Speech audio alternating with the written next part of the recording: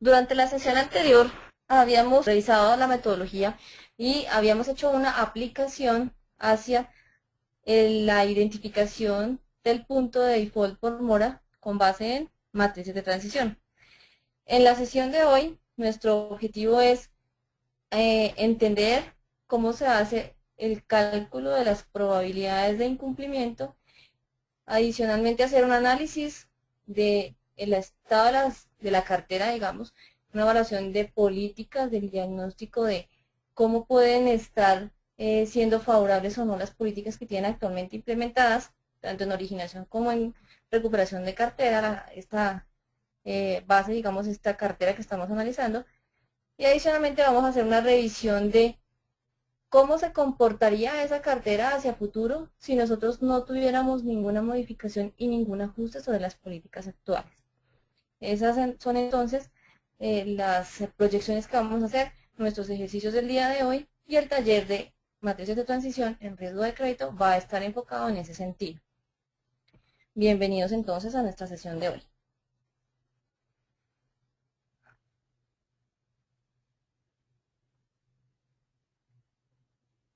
Recordando un poco lo que habíamos realizado en el material de la sesión anterior, vamos a repasar en los temas que quedamos. Recordemos que habíamos evaluado con base en información de 11 meses en nuestro ejercicio, comparando momento inicial contra momento final y comparando momento inicial versus peor comportamiento, cómo se estaría comportando el default y en qué rango de mora lo podríamos encontrar. Veíamos cómo cuando nosotros tomamos rango inicial versus rango final, el default por mora se encontraba en la categoría 151 días, 180 días. Mientras que si nosotros hacíamos la comparación contra peor comportamiento, nos encontrábamos que nuestro punto de default por mora se en categoría unos 30 días. ¿Por qué? Recordemos que haciendo la sumatoria de todo lo que está en la horizontal, entiéndase, los clientes que empezaron en categoría 151, 180, se fueron distribuyendo a lo largo de las diferentes categorías, mirando los que quedaron al día, los que pasaron a categoría 1.30, 31.60 y así sucesivamente, encontramos que más del 50% se deterioraba en esta categoría. Observemos que en las categorías anteriores, esta sumatoria que corresponde a los elementos que están por encima de la diagonal, entiéndase, los deterioros, no llegan al 50% que hemos establecido como parámetro. Recordemos que este es un parámetro también que es ajustable dependiendo del apetito de riesgo de la entidad financiera. Si nosotros queremos hacer un ejercicio más riguroso, más conservador, podemos bajar ese 50%, por ejemplo, a 30 o a 40%.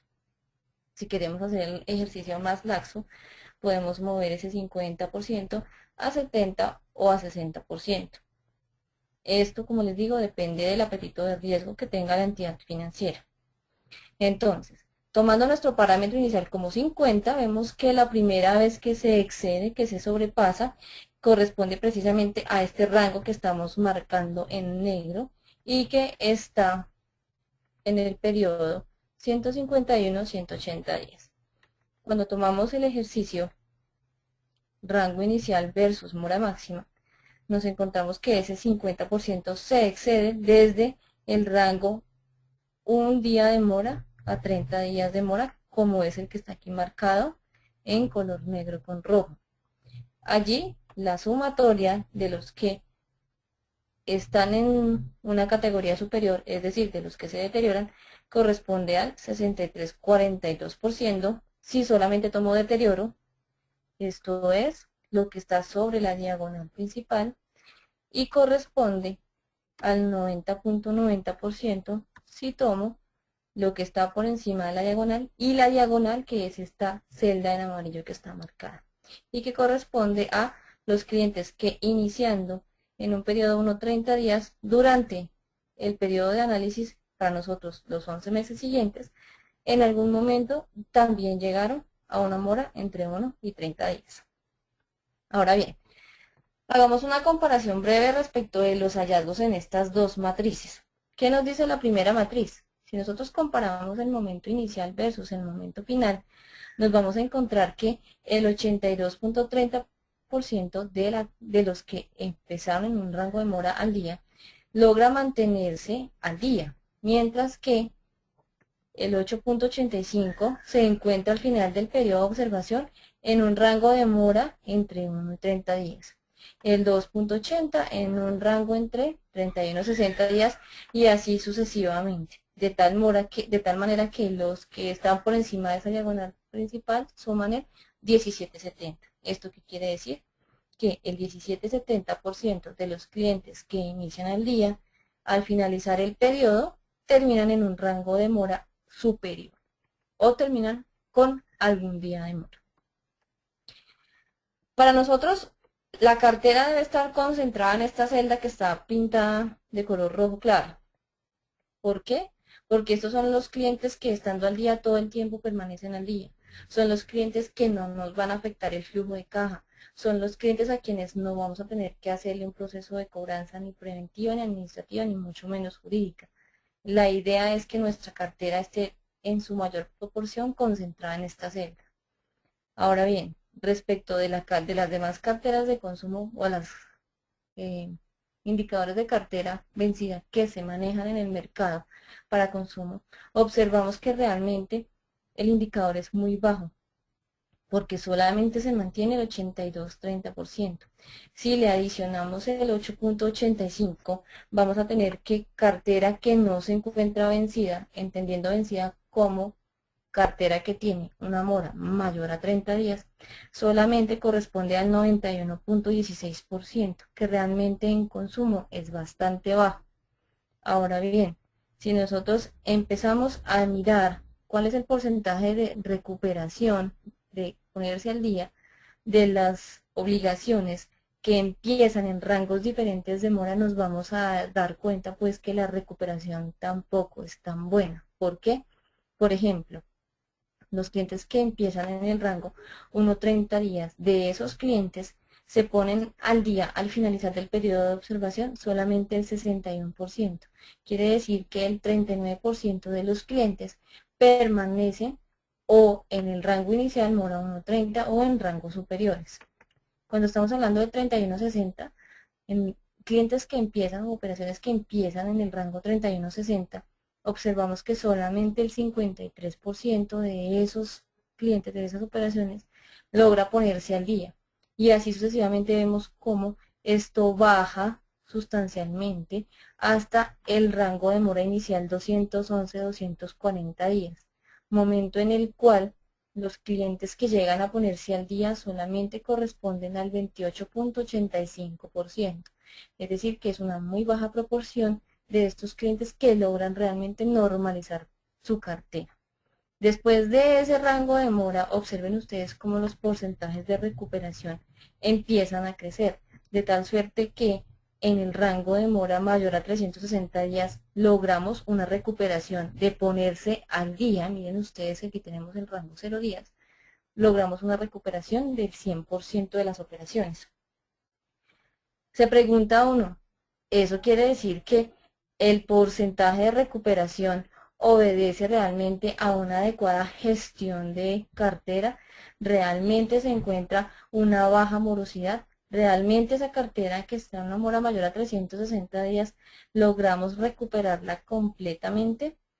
Eso quiere decir que, dada la altura de mora en la cual se da ese fenómeno, nosotros estamos recuperando realmente el 100%. Y para eso implica que estamos recuperando a través seguramente de abogados y de procesos de cobro jurídico. La pregunta siguiente que nos hacemos es, ¿eso quiere decir que nuestro proceso de cobro jurídico es tan bueno? ¿Y qué tan capaz es nuestro proceso de cobro jurídico de mantener esas recuperaciones a raya y lograr una recuperación del 100%? Estas son las preguntas entonces que nosotros nos vamos a hacer. Ahora bien, en comparación con la segunda matriz, observamos un panorama un poco más crítico. Vemos cómo en cambio de este 82.30 pasamos a observar que si comparo el periodo inicial, la mora del periodo inicial versus la mora que obtuvo, la máxima mora que obtuvo en algún momento posterior a haber hallado esta de 0 días, es decir, en el mes siguiente, en adelante y durante todo el periodo de observación, vemos cómo solamente el 63.67% logra mantenerse al día, que es un porcentaje sustancialmente menor al que habíamos evidenciado cuando hacemos la comparación momento inicial, momento final, que nosotros hemos denominado como la foto. En ese orden de ideas, nosotros vamos a verificar aquí que adicionalmente el porcentaje de recuperación que se da permanente durante todo el periodo de observación es muchísimo más bajo cuando nosotros hacemos el análisis comparando momento inicial versus peor comportamiento en comparación a lo que veíamos inicialmente.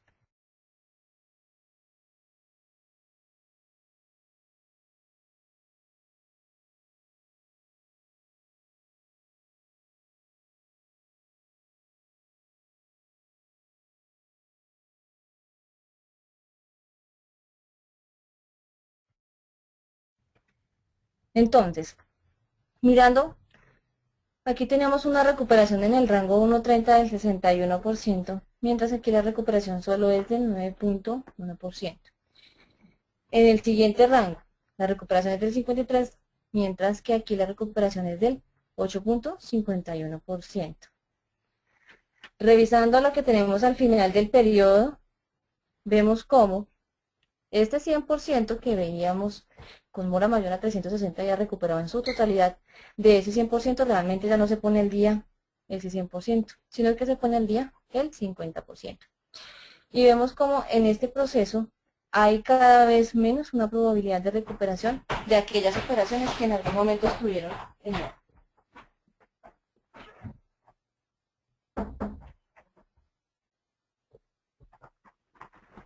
Ahora, de las operaciones que llegaron en algún momento a una mora mayor a 360 días, se observa cómo cada vez esta concentración es muchísimo mayor. Por ejemplo, las operaciones que estaban en mora 331-360 logran una mora mayor a 360 días, pues, en un 92%. Mientras que en la figura anterior, en el cuadro anterior, teníamos una concentración únicamente del 48%. ¿Qué nos está reflejando este ejercicio? Evidentemente, esta segunda matriz es muchísimo más rigurosa, es muchísimo más ácida. Y en ese sentido vamos a ver realmente lo que le está pasando a la cartera, cómo ha sido su comportamiento y cómo va a seguir siéndolo si nosotros no tomamos medidas. Aquí vemos un deterioro muchísimo más acelerado y realmente vemos que la posibilidad y la probabilidad de que ellos lleguen a una mora mayor a 360 se hace más grande si evaluamos el peor comportamiento durante todo el año. Es así, pues que nosotros deberíamos estar tomando esta matriz, dado que ella refleja el peor comportamiento, entendido como el mayor costo que nosotros hemos asumido por ese cliente para mantenerlo en nuestra cartera de créditos. Entonces, vemos un avanzado deterioro en esta cartera. Ahora, como nos podemos imaginar, aquí vamos a recuperar el 100%, aquí vemos que eso no es tan cierto. Si bien podemos estar comparando perfectamente dos momentos en los cuales hay mayor liquidez, por ejemplo, si nosotros habláramos en alguna evaluación de comparar el mes de enero versus el mes de diciembre, nosotros sabemos que durante el mes de diciembre hay más liquidez en la economía. ¿Por qué? Porque la gente que tiene un trabajo asalariado o es asalariado, tiene un trabajo que depende de alguna empresa, estas personas reciben sus primas o reciben unas bonificaciones adicionales.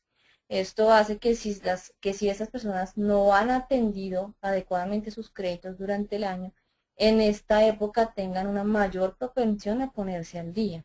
Y en ese sentido, el tomar la fotografía al final del periodo podría generarnos situaciones parecidas a esta, en donde se logra una recuperación desconociendo que realmente durante el periodo de observación el comportamiento fue mucho peor y realmente no hay una recuperación tal y como lo hemos evidenciado en la primera matriz.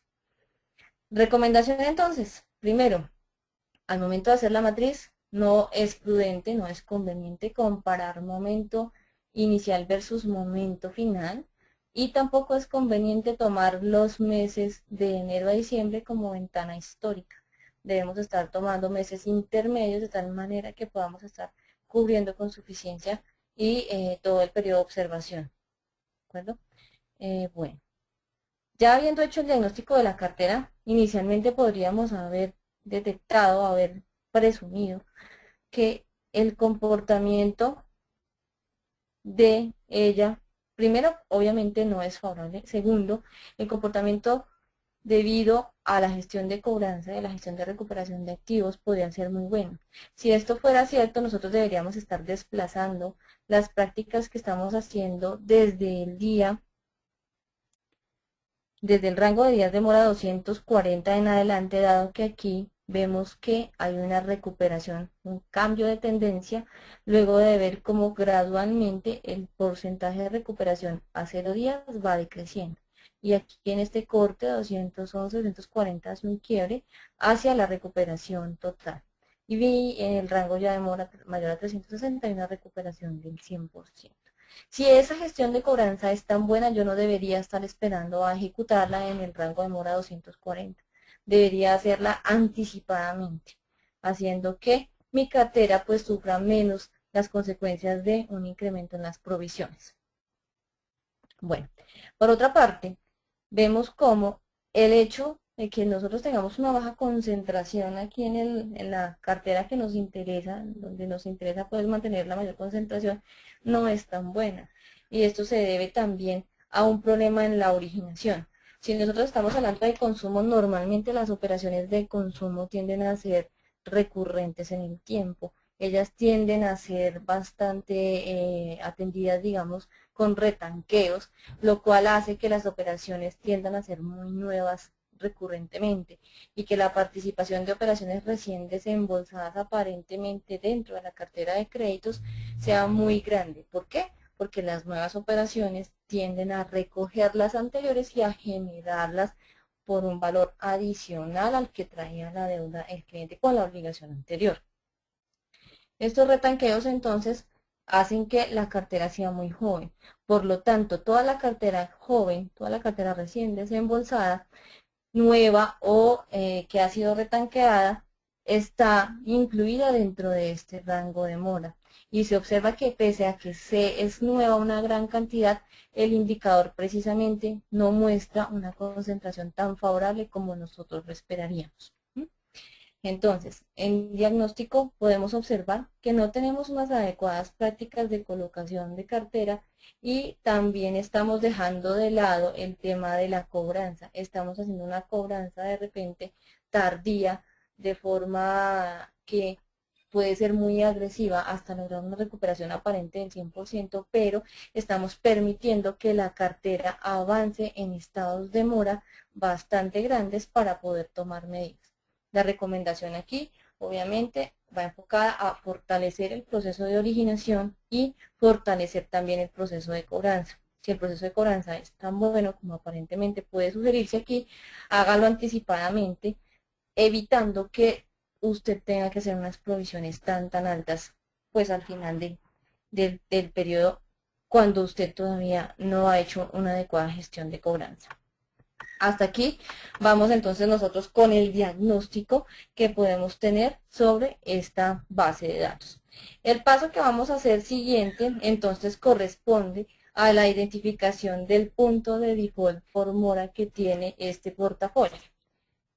Si me permiten aquí entonces vamos nosotros a hacer una identificación de el punto de barrera de ese default por mora. En el primer ejercicio habíamos identificado que nuestro default está en el rango 151-180. Si nosotros marcamos ese rango 151-180, vamos a encontrarnos que todo lo que esté desde ahí en adelante van a ser operaciones que están como operaciones que están incumplidas. Ahora bien, supongamos que tenemos una operación que nace o que está en el rango 181-210 en el momento en que yo capturo los datos para hacer el ejercicio. Su mora inicial al momento de hacer el corte para extraer la muestra, vemos que tiene una mora 181-210. ¿Eso qué quiere decir? Que ya ha pasado por este rango de mora 151-180. La pregunta es, ¿cuál será entonces la probabilidad de que un cliente cuya mora inicial es de 181-210 esté incumplido, o sea incumplido, o vaya a tener un comportamiento incumplido? ¿Cuál será la probabilidad de incumplimiento de un cliente que tiene una mora de 181-210? Esta respuesta es muy sencilla. Si me lo permiten, vamos a hacer una analogía en donde yo les pregunto, ¿cuál es la probabilidad de incumplimiento si estoy muerto? La probabilidad de incumplimiento, o cuál es la probabilidad de que me muera si estoy muerto. La probabilidad de que yo me muera si estoy muerto es uno dado que el fenómeno ya sucedió, ¿de acuerdo? En este orden de ideas, la probabilidad de incumplimiento es precisamente de 1. Cuando mi cliente tiene una mora superior al rango que yo he establecido como punto de default por mora y que me ha sido identificado dado que allí tenemos una concentración de deterioros mayor al 50%, todo lo que nazca o lo que yo encuentre en una mora mayor a ese rango es incumplimiento. Y la probabilidad de que ese cliente esté incumplido, ya dado que pasó por el estado de incumplimiento, pues va a ser 1. Es decir, que nuestra probabilidad de incumplimiento de estos clientes, vamos a insertarla por acá, vamos a llamarla PI, nuestra probabilidad de incumplimiento en estos casos va a ser de 1. Bien, ahora, ¿cuál es la probabilidad de incumplimiento de un cliente que está al día? Sencillo. Vamos a verificar cuál es el umbral en donde establecimos nuestro punto de default por mora. Y todo lo que esté de ahí en adelante o hacia la derecha, quiere decir que es más deteriorado, y esa va a ser la probabilidad de incumplimiento. En este caso, por ejemplo, la suma da 1.35. La probabilidad entonces de que un cliente entre en estado de incumplimiento, dado que nace en un rango de 0 días de mora, corresponde a la sumatoria que hay en esos rangos precisamente de mora, en donde mi cliente tiene 151 o llega a un estado de mora final de 151, 180 o a un estado superior de mora. Y así sucesivamente para cada uno de estos rangos de mora. ¿Eso qué quiere decir? Que la probabilidad de incumplimiento, por ejemplo, de un cliente que está en un rango de mora inicial de 125, 150, va a ser de 46.72 con este ejercicio. Recordemos que este ejercicio corresponde a la comparación entre el rango inicial y el rango final. La probabilidad de incumplimiento de un cliente que tiene 301 días a 330 días, entonces va a ser de 1. ¿Por qué? Porque ya ha superado el umbral del límite que nosotros hemos colocado como referencia para default, 151, 180. De esta forma nosotros podemos hacer cálculos de probabilidades de incumplimiento para una cartera de créditos. Únicamente pues con los días de mora. Recordemos que esta es nuestra primera metodología. Hay metodologías mucho más robustas, más avanzadas, en las cuales se hace uso de información adicional. Sin embargo, siendo esta una metodología que requiere tan poca información, solamente la mora, y únicamente los vectores en un periodo histórico, realmente se hace un análisis bastante sencillo. Se comporta como un análisis bastante sencillo que puede darnos bastante utilidad en el momento de hacer diagnóstico, como ya lo hicimos previamente. Ahora bien, vamos a hacer el mismo ejercicio, pero con nuestra matriz conservadora. Esto es comparando momento inicial versus el peor comportamiento durante el periodo. Aquí vemos que nuestro default está desde el primer día de mora en adelante. ¿Eso qué quiere decir? Que una vez nosotros lleguemos al primer día de mora, si miramos durante todo el año, mi cliente realmente va a estar recurrentemente entrando en moras. Muy difícilmente va a lograr colocarse al día. Vemos que la probabilidad de que se quede al día durante todo el periodo va a ser únicamente el 9.10%. mientras que la probabilidad de mantenerse en un rango de 1.30 va a ser del 27,48 y la probabilidad entonces de deteriorarse corresponde al 63,42% durante ese año. Entonces, la probabilidad de incumplimiento de los que están al día, ¿de cuánto será? Nuestra barrera va a estar aquí en el rango 1.30 a diferencia del ejercicio anterior. ¿Por qué? Porque allí nos encontramos nosotros que la probabilidad de que él se deteriore a que se recupere es mucho mayor que el 50%. Entonces, la probabilidad de incumplimiento de un cliente que está al día, permanezca al día, va a ser la sumatoria de todo lo que está por encima, entonces, de ese punto o umbral o referencia que hemos puesto, incluyendo ese rango de mora. Entonces, aquí vamos a hacer esa sumatoria en ese sentido. Perdón.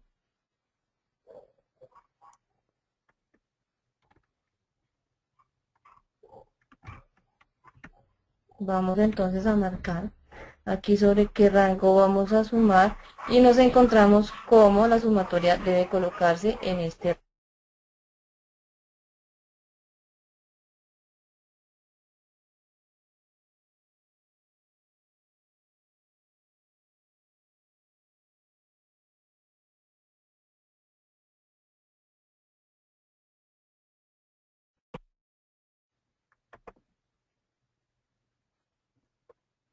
Esa probabilidad de deterioro, entonces, incluyendo los elementos que están en la diagonal principal o en el estado de referencia de mora, van a corresponder entonces a un 36,33%. Pregunta, ¿cuál será la probabilidad de incumplimiento de un cliente entonces que está en el primer día de mora?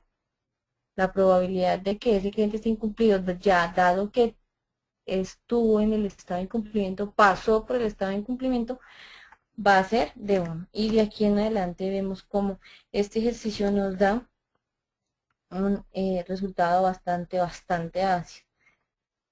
La pregunta es ¿por qué? ¿Ustedes qué opinan? ¿Será que esta cartera realmente es una cartera sana o será que realmente es una cartera en problemas? La respuesta es exactamente lo que ustedes están pensando.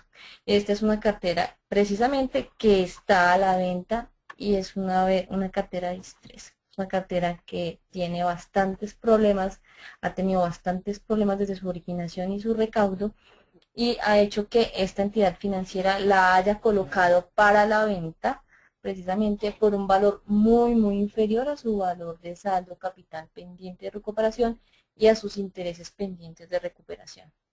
La pregunta es, ¿cualquiera de nosotros estaría interesado entonces de comprar este tipo de cartera? La respuesta es, eso depende, ¿cierto? ¿Depende de qué? Depende del apetito de riesgo que nosotros logremos tener. Si nos venden una cartera así de deteriorada, seguramente vamos a requerir de una fuerza de cobranza suficientemente ágil y eficiente, de tal manera que podamos recuperar el valor de la inversión que se ha hecho sobre esa cartera y tener un margen de utilidad. Bien, este ejercicio era el que les quería mostrar para hacer la identificación de la probabilidad de incumplimiento en cada uno de estos escenarios. Ahora bien, el ejercicio lo estamos haciendo también para evaluar y pronosticar hacia el futuro cómo se va a comportar esa cartera.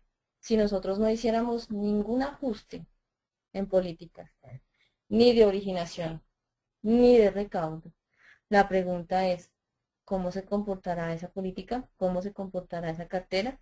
¿Cuál será la concentración que tiene en cada uno de los rangos? Y es exactamente lo que vamos a ver en el ejercicio siguiente. Para eso vamos a hacer uso de una multiplicación de matrices. Vamos a hacer el rodamiento de matrices. Listo. Bueno, entonces como les decía, vamos a hacer la proyección del comportamiento de esta cartera y evaluar si realmente es tan mala o evaluar si realmente vale la pena con el tiempo seguir, pues, o adquirir esta cartera si nos están vendiendo esa cartera, pues, al descuento, a una cómoda tasa y nos puede estar interesando porque tenemos una muy buena empresa, una muy buena gestión de cobranza, ¿de acuerdo? Bueno, entonces en ese caso, lo que nosotros vamos a usar, como les decía, es el rodamiento de la matriz y para hacer el rodamiento vamos a multiplicar la matriz por ella misma. Observen ustedes que esta matriz contiene 14 filas y también contiene 14 columnas. ¿Esto qué quiere decir? Que es una matriz de 14 por 14, es una matriz cuadrada. Yo les decía, vamos a hacer una multiplicación de matrices. Recordemos que para hacer multiplicación de matrices, nosotros debemos verificar que el rango de columnas de la primera matriz coincida con el número de filas de la segunda matriz. Dado que es una matriz cuadrada, no vamos a tener problema para multiplicar. Y si es una matriz 14 por 14, multiplicada por otra 14 por 14, vamos a tener como resultado finalmente una 14 por 14. Para hacer esta multiplicación entonces vamos a copiar los rangos de las filas, los rótulos únicamente, sin los totales. Vamos a ir copiándolos por aquí en un rango abajito de estas para poder tener la visibilidad completa de las matrices. Nos vamos a traer también entonces las columnas. Vamos a traernos las columnas también. Y vamos a marcar entonces ese rango de tal manera que al interior de estos rótulos tengamos un espacio de 14 filas por 14 columnas. Vamos a dejarlo sombreado tal cual como yo lo estoy marcando aquí, seleccionando el área, y vamos a utilizar un comando para hacer multiplicación de matrices que se llama mmult. Vamos a hacer multiplicación de matrices. Él me va a preguntar, esta función me va a preguntar en primera instancia cuál es la matriz número 1. Como nosotros vamos a hacer una matriz multiplicada por ella misma, realmente vamos a tomar entonces la matriz del momento inicial versus momento final, y luego hacemos el ejercicio con la siguiente matriz para poder hacer una comparación entre los dos resultados. Entonces aquí vamos a hacer la multiplicación. Me ha faltado una fila, por eso tuve que volver a hacerlo. Entonces vamos a decirle que nuestra primera matriz es el contenido sin rótulos y sin totales únicamente. El contenido de esta distribución de porcentajes que tenemos aquí, ¿cierto? Y nuestra segunda matriz va a ser ella misma. Si yo la estoy rodando, quiere decir que voy a averiguar qué le pasa a esta cartera durante los siguientes 22 meses. ¿Por qué 22 meses? Recordemos que nuestro periodo inicial de observación, nuestra ventana histórica de tiempo era de 11 meses. Teníamos momento inicial y 11 meses adicionales a través de los cuales estamos mirando la transición. Entonces, si yo hago la multiplicación de esa matriz por ella misma, lo que vamos a aquí es una proyección a los siguientes 11 meses, ¿de acuerdo? Digitamos entonces el comando mmult, la primera matriz que corresponde a este rango inicial, rango final, y multiplicada por ella misma. Ahora, como vamos a tener o vamos a desear que se diligencie, pues en la matriz haga la multiplicación, se diligencie cada uno de los campos que nosotros marcamos allá abajo, cada uno de los 14 por 14 campos. Entonces no vamos a dar enter, sino vamos a dar una combinación de teclas que es Control, Shift y Enter al mismo tiempo. Simultáneamente presionamos las tres teclas y vamos a observar cómo al final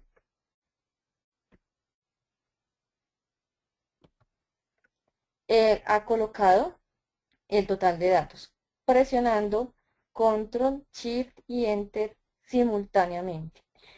Entonces aquí ya vemos cómo podemos obtener pues nuestra matriz rodada a los siguientes 12 meses. ¿Esto qué quiere decir?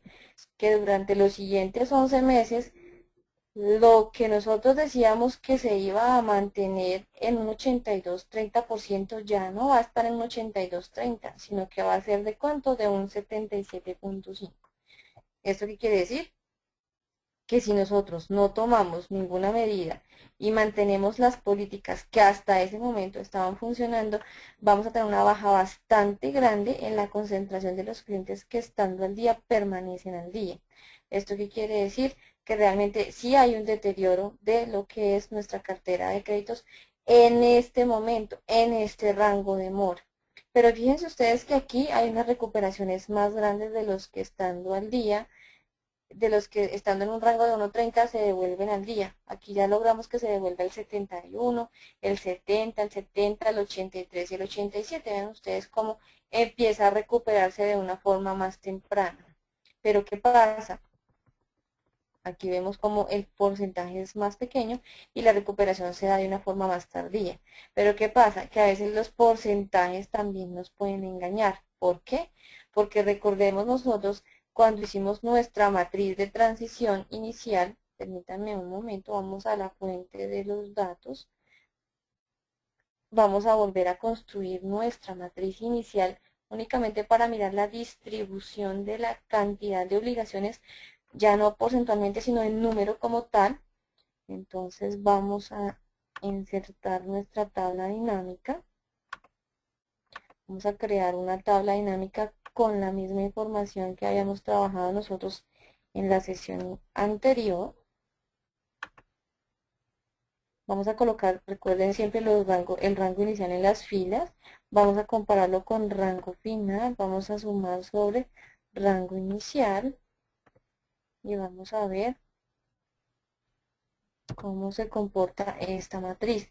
Fíjense ustedes que la concentración de buenos de clientes que estaban al día y permanecen al día es de 15.503. ¿Se acuerdan de cuántos? Correcto, de 18.837. Y decíamos que este porcentaje que nosotros veíamos en esta tabla, que es 82.30, corresponde precisamente a estos 15.503 clientes que nosotros vemos aquí. Vamos a hacer esto más pequeño para que ustedes lo puedan evidenciar completo. Y vamos a observar cómo estos 15.503 entonces son ese 82.30%. Pero ¿qué pasa? Que si yo bajo 82 de 82.30%, disminuyo esa concentración a 77.5, ¿qué quiere decir? Que yo estoy realmente bajando la concentración de estos que estando al día permanecen al día. Pero ¿qué pasa? Que no es lo mismo bajar de 82.30 a 75.5 de 15.500 clientes. Esa diferencia se aplica sobre 15.503 clientes que haber mejorado de 61% a 71%, pero únicamente sobre 1.361 clientes. ¿Esto qué quiere decir? Que una afectación en este caso de 5 puntos o 6 puntos sobre 15.503 va a ser muchísimo más grande y más impactante que haber hecho una afectación del 10%, pero solamente en 1.361 clientes. Es por eso que yo les decía que es